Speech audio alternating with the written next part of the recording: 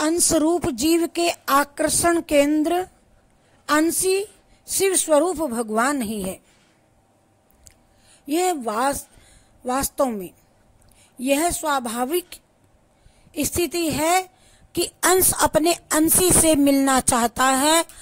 आग की चिंगारियां ऊपर उछलती हैं, चाहे जितना दबाव उठे बिना नहीं रहेंगी। अरे ऐसा क्यों? इसीलिए कि वे अपने अंशी सूर्य भगवान से मिलना चाहती हैं। आग की चिंगारियां और पानी नीचे की ओर को ही क्यों बहता है? जहां से आया है वहीं जाना चाहता है। कहां से आता है पानी? पानी बादलों से, और बादल कहां से लाते हैं पानी? समुद्र से। एक एक बूंद पानी को चाहे आप जितना ऊंचा फेंको, वह कहीं ना कहीं से रास्ता निकाल कर नीचे की तरफ बहेगा। नीचे की तरफ बह के कहां जाएगा? अंत तो गत्वा समुद्र में जाएगा। बिंदु का अंशी है सिंधु, और बिंदु सिंधु में मिल जाना चाहता है। तभी से उसे शांति प्राप्त होती है, नहीं तो कभी शांति प्राप्त नहीं होती। मिट्टी के घड़े की अंत में मिट्टी में मिलकर के ही समाप्ति होती है। जितने आपके लाइलोन, सिलोन आदि वस्त्र हैं, ये सब अंत तो गत्वा सूत, रुई, कपास पृथ्वी में लीन हो जाना चाहते हैं। इसी प्रकार संसार में जितने जड़ चेतन पदार्थ हैं, वे सब के सब अपने अंशी से मिलकर के ही संतोष की सांस लेना चाहते हैं, लेते हैं।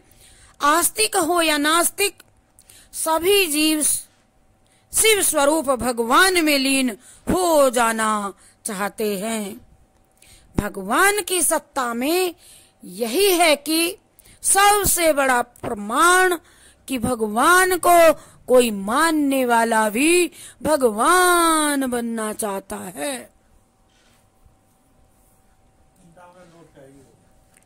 ईश्वर नहीं है तो तुम ईश्वर बनना कैसे चाहते हो? इसीलिए प्राणी मात्र को भगवान की सत्ता में विश्वास करना चाहिए।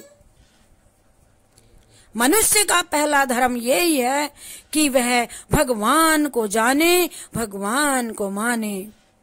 अन्यथा पशु में और मनुष्य में कोई भेद नहीं रहेगा, और अंशी परमात्मा की विस्मृति स्वार्थ के वशीभूत होकर के ही, स्वार्थ के वशीभूत होकर जीव विश्वास खो बैठता है।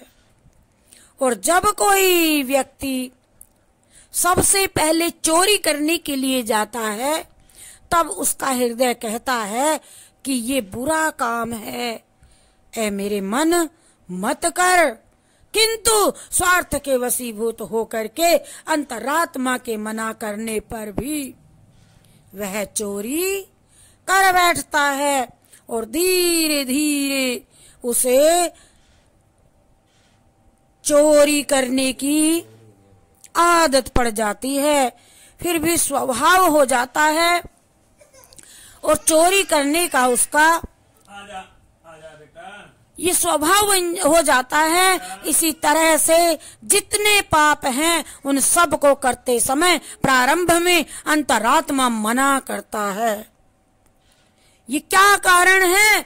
आत्मा सत्स्वरूप है, सच्चिदानंद रूपाय विश्वोत्पत्त्यादि हेतवे तापत्रय विनाशाय श्री कृष्णाय वयम नमः।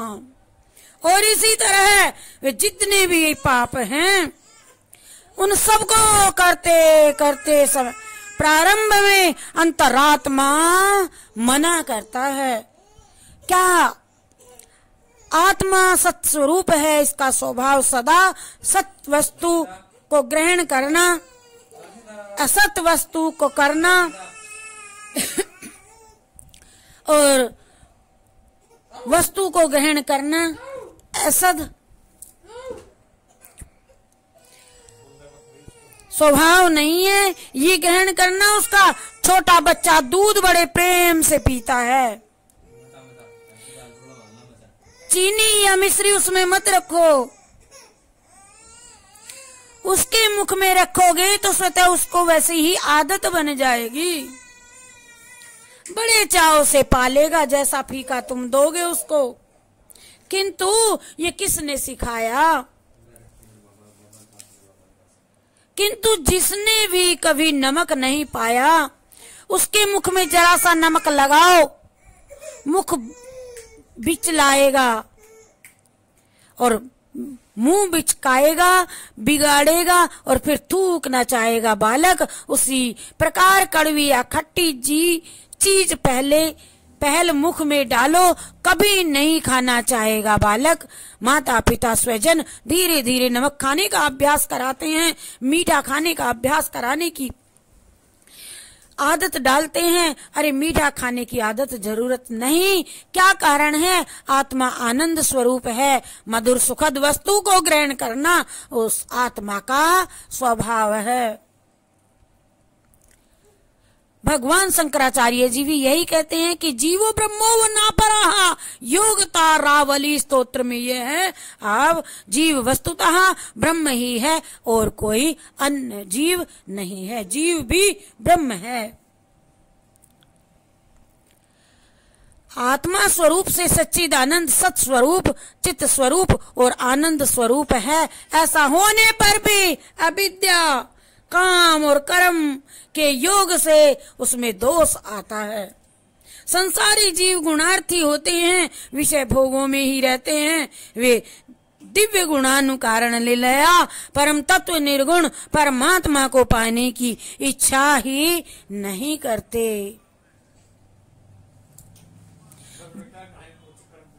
ये जीव तो स्वभाव से ही दुष्ट है, सब कुछ करते हैं, पर भगवान को ये जीव भजता नहीं।